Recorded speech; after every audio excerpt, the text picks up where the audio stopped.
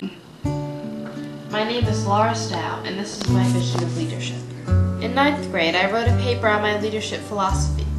That paper included a quote from my favorite children's fantasy series, Del Toro Quest, about a fictional king. But he never forgot that he was a man of the people, and that their trust in him was the source of his power. I wrote about how a leader should always do what is best for the people he leads, no matter what. I still believe this to be true.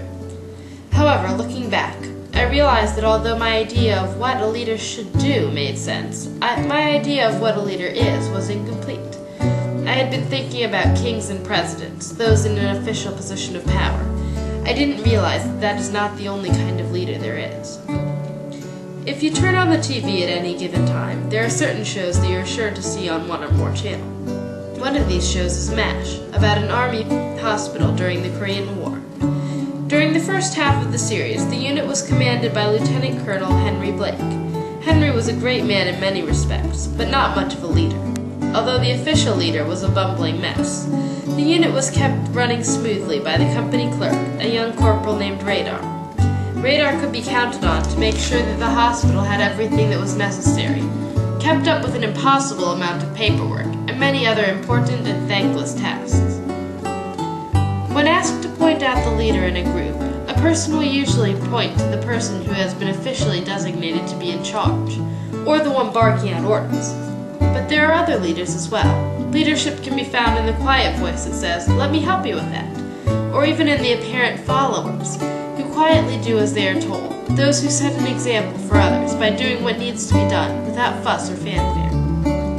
Anyone has the ability to be a leader. Many of the qualities that make a great leader can be found in the Girl Scout law.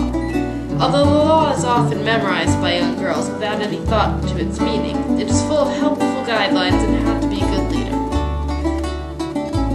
I will do my best to be honest and fair, friendly and helpful, considerate and caring, courageous and strong, and responsible for what I say and do, and to respect myself and others, respect authority, use resources wisely, make the world a better place, and be a sister to every Girl Scout.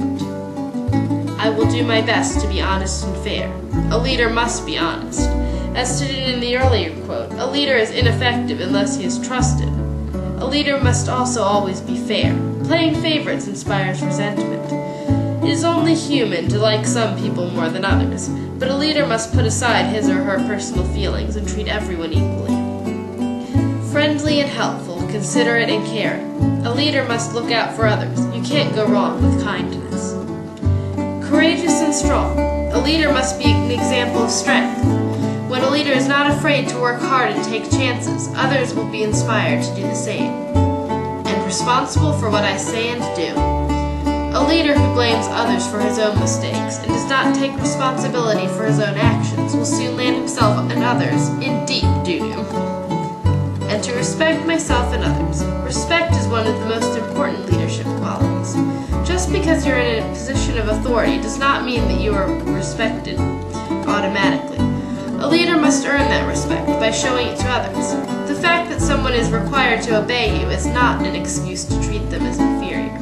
A disrespectful leader will soon lose the respect of his or her followers, without which all of the authority in the world is ineffective. Respect authority. No one is all-powerful.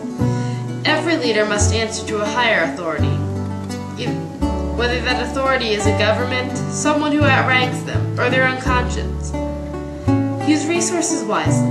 A leader must make effective use of available resources. He must not squander necessary materials. A leader must also make use of the talents and abilities of those he or she leads. Make the world a better place. As a leader, one must work towards a positive goal, and be a sister to every Girl Scout. Always treat others with compassion and care. The instructions set out in the Girl Scout law are good guidelines for anyone to follow, whether they are the official leader or not. Live your life by these instructions, and you may find yourself becoming an example for others, someone who inspires them onto new heights. In short, a leader.